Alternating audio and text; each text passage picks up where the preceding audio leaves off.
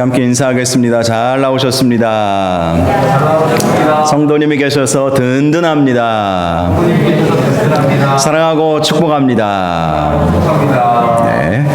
오늘은 뜻을 정하면 하나님께서 도우십니다. 뜻을 정하면 하나님께서 도우십니다. 라는 제목으로 말씀의 은혜를 나누겠습니다. 기도의 능력 156번째 시간입니다. 다니엘서 1장 1절에서 9절 말씀 중심으로 말씀의 은혜를 함께 나누겠습니다. 어떤 사람이 넓은 사막을 방황하며 걸어가고 있었습니다. 그런데 가지고 있는 물이 다 떨어져 가고 있어서 걱정과 불안이 생기기 시작했습니다. 빨리 오아시스를 찾아야 할 텐데 그러다가 사람들의 발자국을 발견하고 이제 살았다 하고 소리를 쳤습니다. 발자국만 따라가게 되면 분명 오아시스를 발견할 것이라고 생각한 것입니다. 그런데 아무리 발자국을 따라가도 끝이 없고 해는 점점 기울어가게 되었습니다. 나중에 알고 보니 자기가 따라갔던 발자국이 자기 거였어요. 자기 발자국인 줄도 모르고 사람들의 발자국인 줄 알고 계속 그 자리를 맴돌았던 것이죠. 이제 저녁 노을과 함께 북극성이 반짝이게 되었습니다. 그러자 그 북극성을 보면서 방향을 그제서야 찾을 수 있게 되었습니다. 그리고 제대로 방향을 찾아서 바른 길로 나아갈 수 있었다. 이런 이야기가 있습니다. 여러분, 이것이 바로 우리 인생의 모습입니다.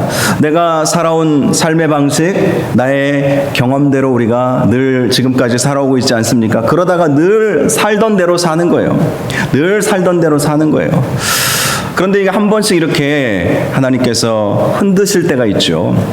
우리가 이 코로나19에 여러 가지 어려움이 있고 우리가 이 코로나19를 겪으면서 많은 고통이 있는 것은 사실이지만 한 번씩 그동안 살아오던 방식에서 벗어나서 다른 방식 또 다른 삶을 살아가기를 원하시는 하나님의 뜻도 그 가운데 있다는 것, 이걸 우리가 발견해야 하는 것이죠.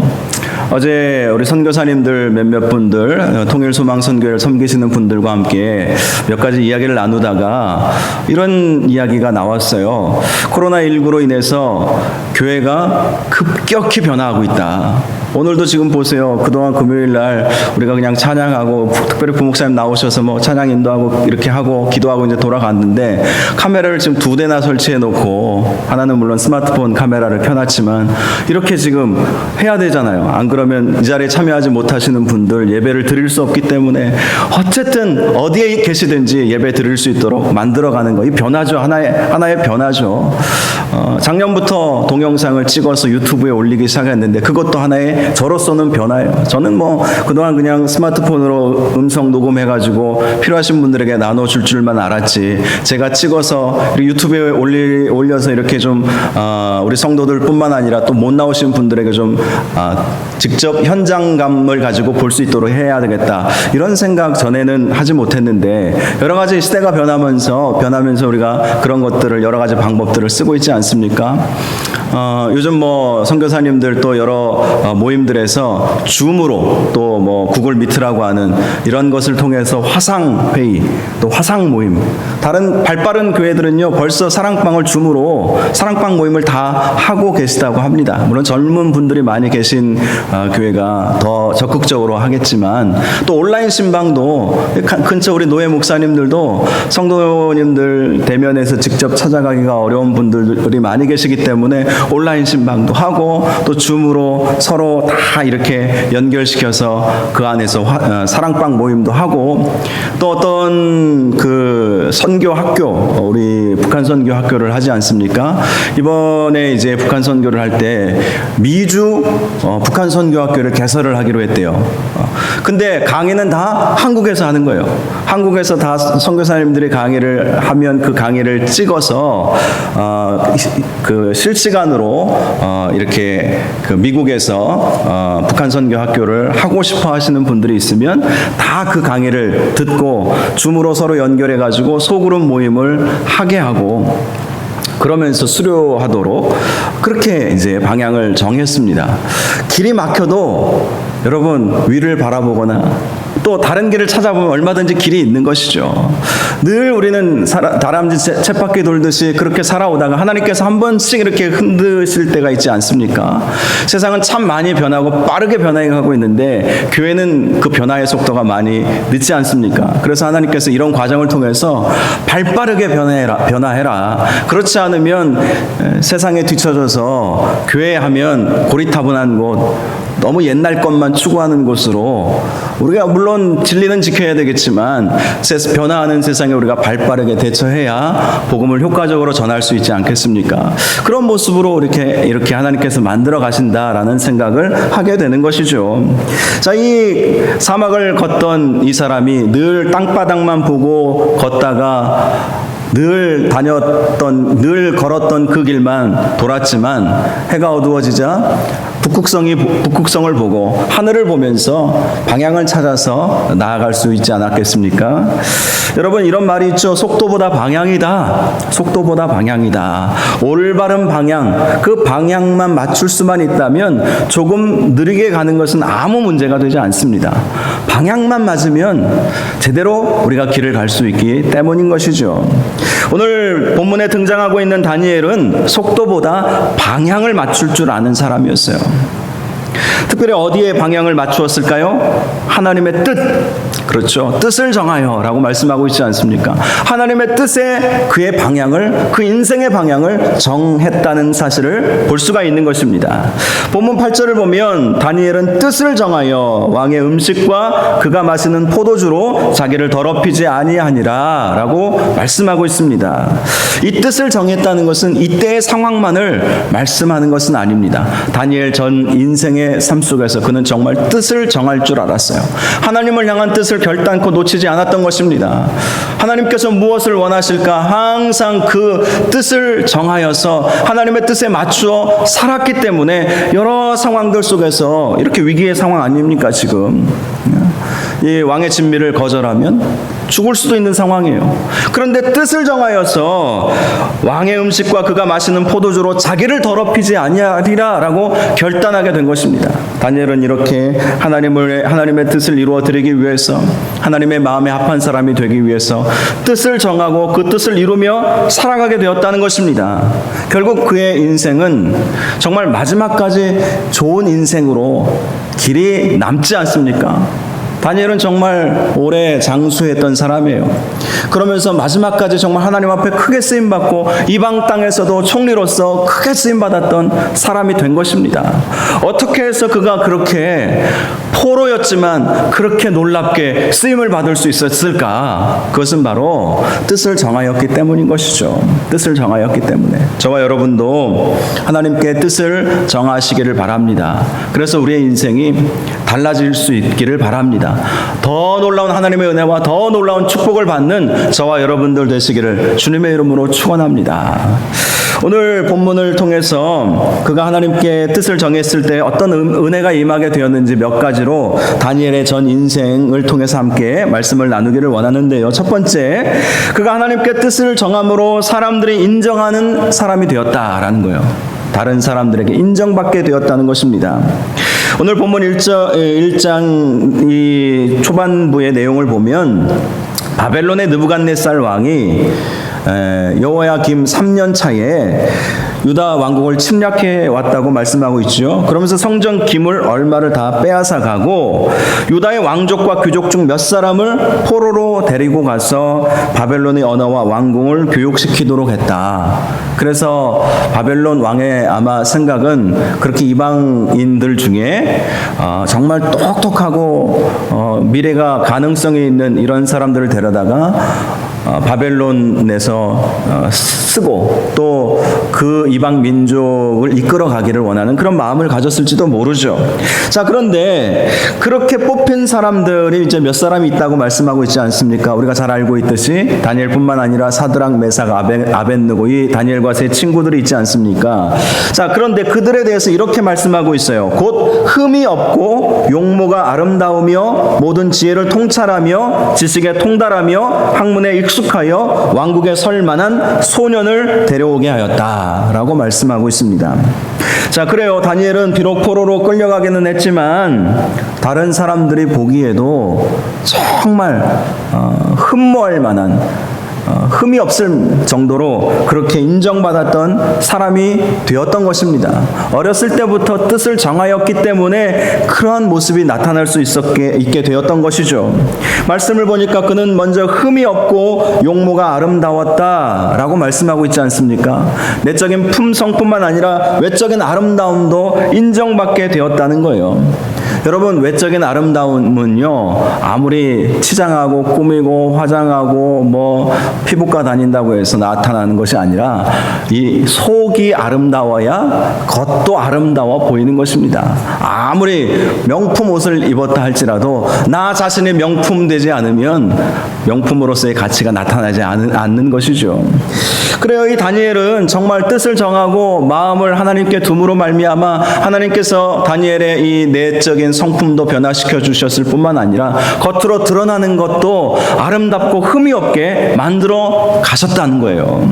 흠이 없고 아름다운 용모를 가질 수 있도록 저와 여러분이 우리의 내면을 잘 관리하시고 가꾸셔서 비록 세상 사람들이 보기에 뭐 미스 코리아 나갈 만큼 뭐 몸매가 좋거나 얼굴이 이목구비가 뚜렷하지 않더라도 그렇다고 아름답다고 모든 사람들이 인정하는 것은 아니에요. 비록 못생기고 비록 배가 좀 나왔어도 그래도 사람들이 보기에 야, 저 사람은 정말 특별하다, 정말 저 외모가 출중하다, 아름답다. 우리의 내면이 정말 하나님 앞에 아름다워지기만 한다면 우리의 외적인 모습도 그렇게 바뀌어갈 수 있게 된다는 것입니다. 그래서 이 다니엘은, 또 다니엘의 세 친구들은 이렇게 외적인 아름다움을 갖게 되었다는 것이죠. 또 말씀을 보면 모든 지혜의 통찰하며 라고 말씀하고 있죠. 다니엘은 이때 10대 청소년으로 그렇게 볼 수가 있습니다. 그런데 그런 어린 다니엘을 향해서 모든 지혜가 통달할 수 있었다, 모든 지혜를 통찰했다, 그렇게 사람들이 인정해주고 평가를 해주고 있는 거예요. 나이도 얼마 되지 않은 이 소년을 향해서 사람들이 볼 때 참 지혜 있구나, 참 지혜롭구나, 이렇게 인정을 받을 수 있었다는 것이죠. 어떻게 그렇게 될 수 있었겠습니까? 잠언에 보면 지혜의 근본은 하나님을 경외하는 것이라고 나와 있지 않습니까? 지혜는요, 많이 배웠다고 얻을 수 있는 것이 아닙니다. 지혜는요, 머리가 좋다고 얻을 수 있는 것이 결코 아니에요. 사실 지혜는 하늘의 영역이죠. 하늘의 영역이에요. 여호와를 경외하는 것이 지혜의 근본이라는 말씀을 우리에게 분명히 해주고 있기 때문입니다. 그러므로 다니엘이 이렇게 모든 지혜를 통찰할 수 있게 된 것은 그가 하나님을 경외했기 때문이고 하나님께 방향을 맞추었기 때문이고 하늘을 바라보며 살았기 때문 아니겠습니까? 또 말씀을 보면 지식에 통달하며 학문에 익숙하여 라고 말씀하고 있어요. 이 말은 다니엘은 어렸을 때부터 배우기에 힘썼다는 말이죠. 배우기에 힘썼다는 것은 하나님 앞에 언젠간 쓰임받을 수 있을 것이다, 이런 마음으로 부지런히 공부했다는 것을 알 수가 있는 것입니다. 그러니 지식에 통달하고 학문에 익숙한 것이죠.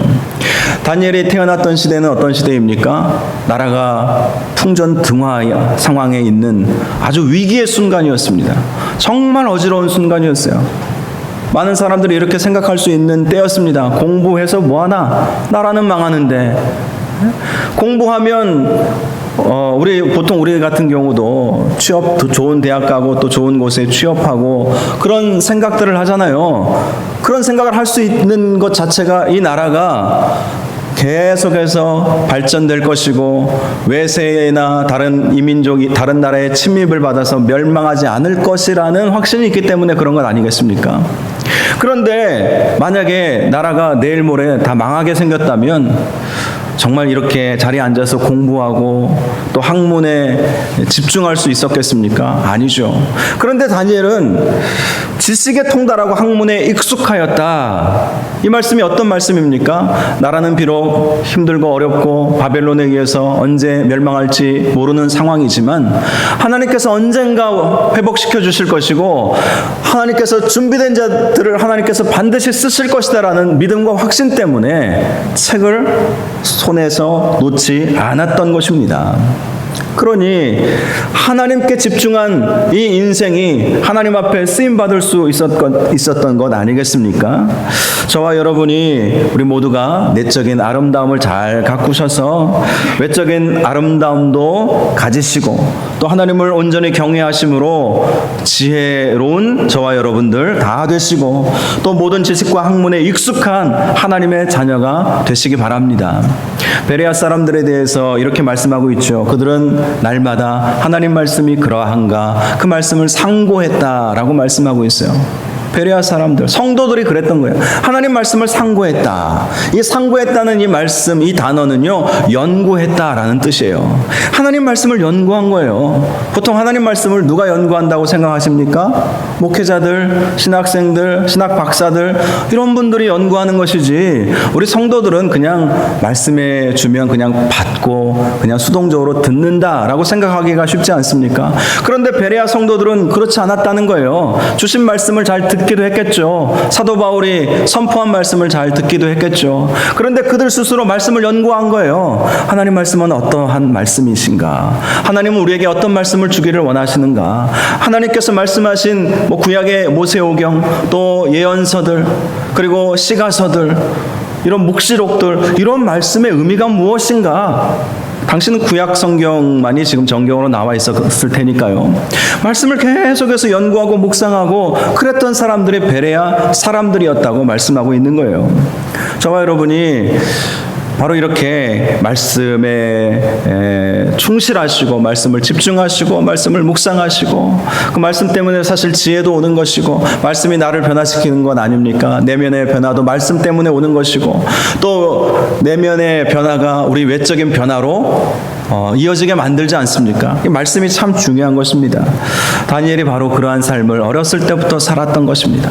그러니 많은 사람들이 다른 이방인들도 그를 보고 앞으로 나라와 우리나라와 또 민족을 위해서 쓸만한 제목이 되겠구나 이렇게 인정을 받을 수 있었다라는 것입니다. 저와 여러분도 세상이 인정해주고 세상 사람들이 칭찬해주고 세상 사람들이 함께 일하고 함께 하고자 하는 그러한 탁월한 실력의 사람들 다 될 수 있기를 바랍니다. 특별히 우리 다음 세대가 정말 그러한 다음 세대가 되었으면 좋겠어요. 우리 다니엘처럼 우리 모든 어린아이들, 청소년들, 우리 청년들, 우리 젊은 세대들이 정말 다니엘과 같이 하나님 앞에서 쓰임받고 세상 사람들에게도 인정받고 존경받는 그러한 우리 모든 다음 세대 또 저와 여러분들 다 되시기를 주님의 이름으로 축복합니다.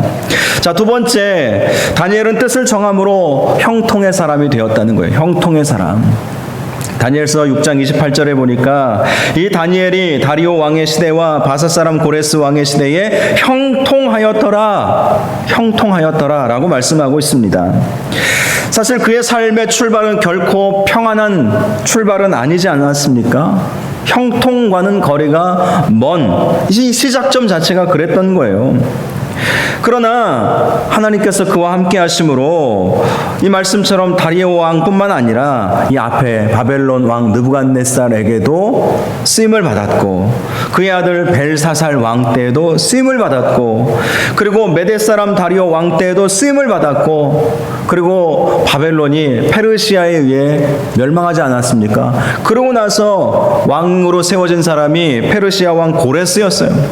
고레스 왕 원년까지도 이 다니엘은 나이가 그때는 한참 70, 80 넘는 그때임에도 불구하고 이 다니엘은 그 왕들에게 쓰임을 받고 있는 것을 보게 되는 것입니다. 그래서 성경은 다니엘을 향해서 형통하였다라고 말씀을 하는 거예요. 왕이 바뀌면 고위 관직도 다 바뀌지 않겠습니까? 그것이 정상이에요. 우리나라도 정권을 잡고 이렇게 정권이 뒤바뀌고 막 하면서 막 으르렁거리고 정치 하시는 분들이 막 서로 막 잡아먹을 듯 싸우는 이유가 뭐겠어요?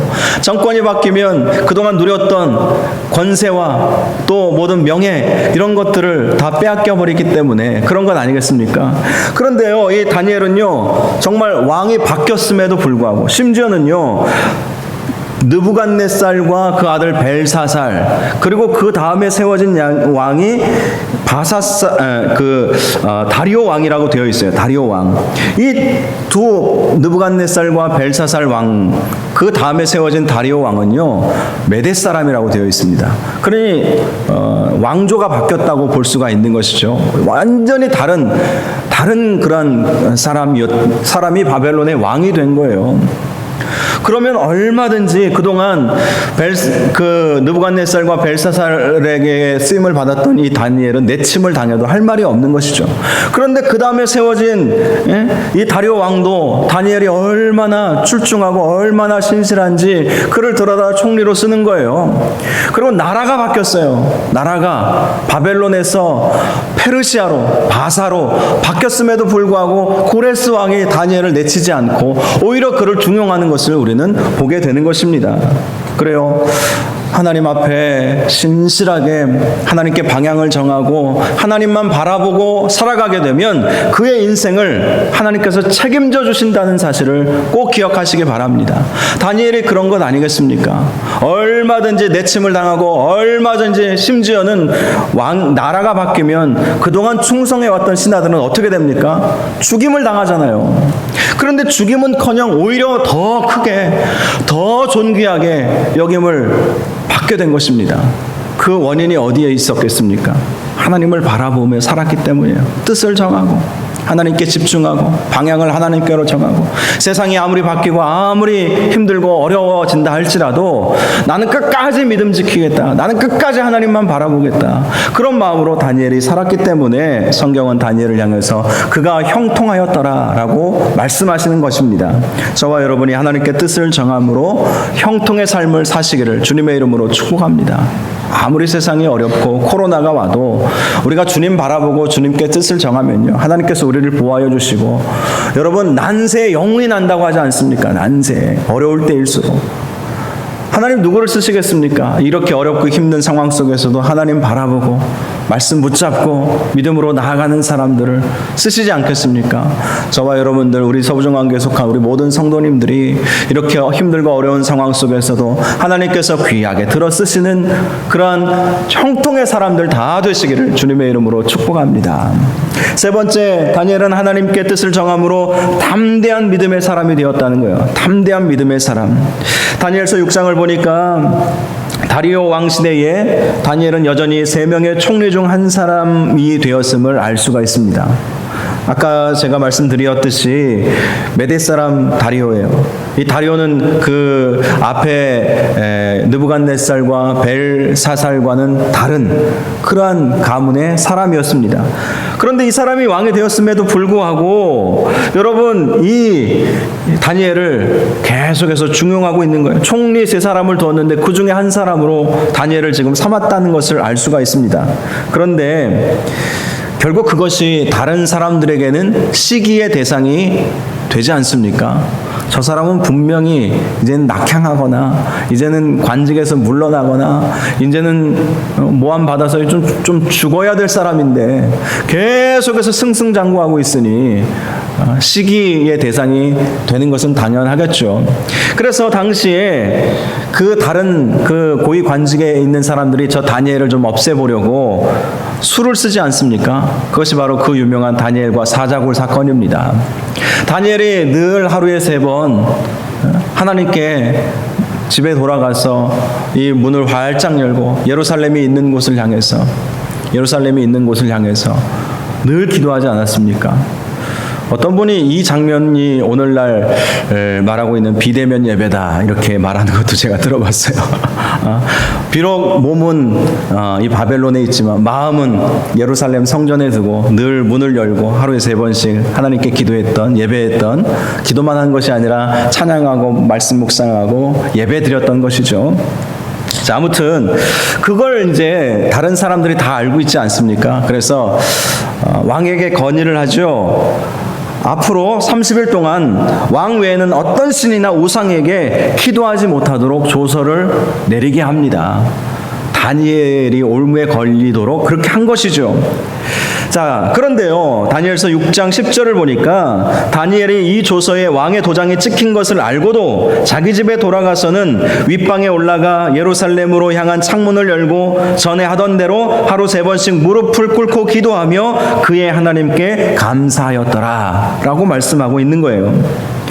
다니엘은 조서에 왕의 도장이 찍힌 것을 알았다, 모르고 한 것이 아니었습니다. 알았습니다. 왕의 명령을 어기면 죽을 줄 알았던 거예요.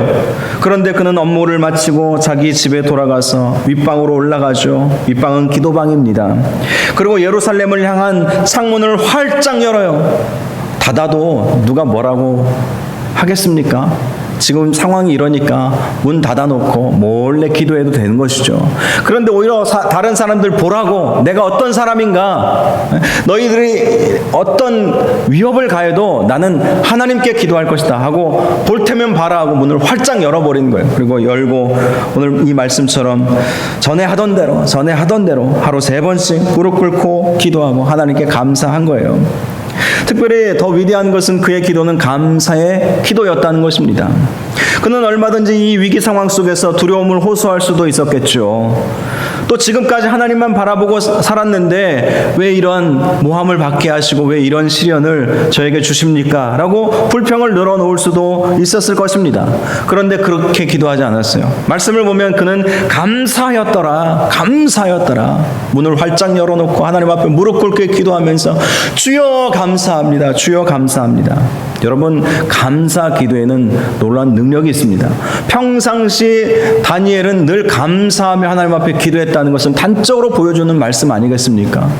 즐거울 때도 감사했고 마음이 어려울 때도 감사하고 위기의 상황 속에서도 감사하고 감사를 놓치지 않은 거예요. 불평거리를 찾으려면 한도 끝도 없죠. 우리의 삶 속에서. 그런데 다니엘은 불평거리를 찾기 전에 감사할 줄 아는 것이죠. 하나님 감사합니다. 이런 상황 속에서도 믿음 지키고 담대함 주시고 문을 활짝 열게 하시고 담대히 기도하게 하시고 끝까지 하나님 섬기게 하시고 예배자로 세워주시고 하나님을 찬양하게 하시고, 이럴 때는 아멘이 나와야 되는데 여러분, 그런 마음으로 정말 감사하며 하나님 앞에 아무리 어려워도 하나님 앞에 감사할 수 있는 마음 주신 것, 그게 감사한 것 아니겠습니까? 그렇게 감사하며 하나님 앞에 기도를 올리는 담대한 믿음의 사람이 된 거예요. 하나님을 바라보니까 하나님께서 은혜 주시고 힘 주시고 성령 하나님께서 함께하여 주시는 축복을 받는 것 아니겠습니까? 하나님 바라볼 때 성령께서 역사하시죠. 성령 충만함을 우리가 받으면 성령은 능력의 하나님이시고 권능의 하나님이시잖아요. 그래서 예수님께서 제자들에게 이런 말씀을 주시지 않았습니까? 오직 성령이 너희에게 임하시면 너희가 권능을 받고 예루살렘과 온 유대와 사마리아와 땅끝까지 이르러 내 증인이 되리라.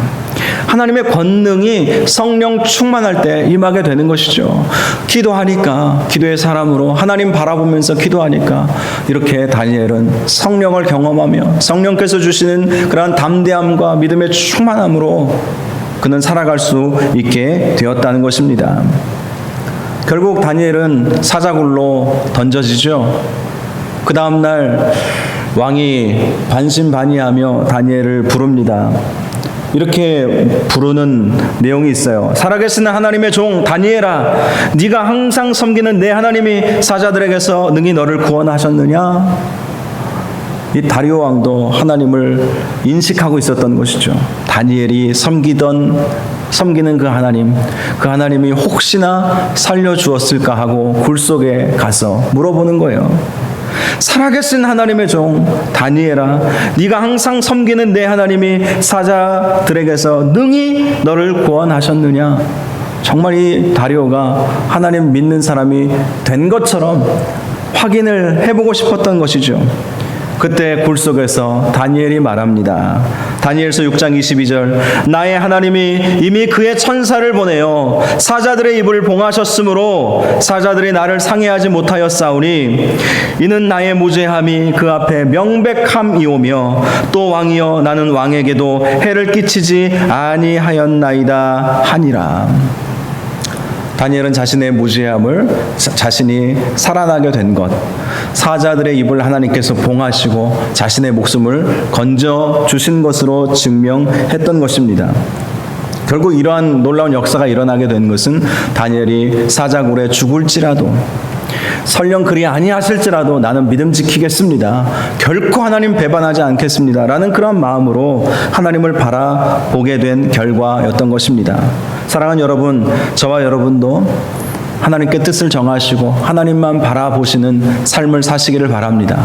그러면 내 힘으로 믿음 지키는 것이 아니라 성령께서 우리의 믿음을 지켜주시지 않겠습니까? 담대한 믿음의 사람이 되도록 만들어주시지 않겠습니까? 말씀을 마치겠습니다. 다니엘은 뜻을 정한 사람이었어요. 하나님께 뜻을 정한 사람이었습니다. 하나님께 방향을 맞춘 사람이었습니다. 그렇게 함으로 그는 많은 사람들의 칭찬과 인정과 존경을 받는 사람이 된 거예요.